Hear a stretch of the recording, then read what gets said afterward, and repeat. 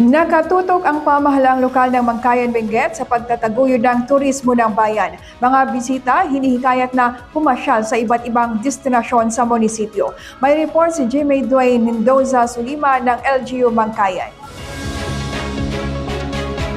Isa sa mga prioridad ng Mangkayan, Benguet ang pagpapalago at pagtataguyod sa turismo ng bayan.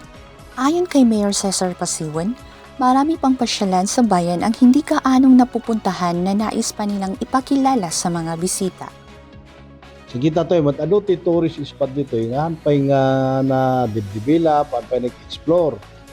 And tourism is one of the source to income, diba?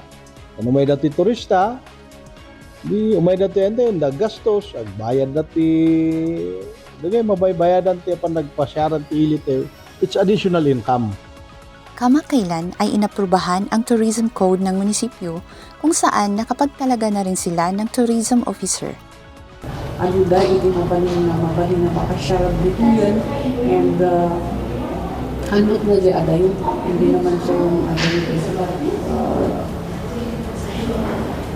very accessible budget mo ng kayan pintas ano di makasyar.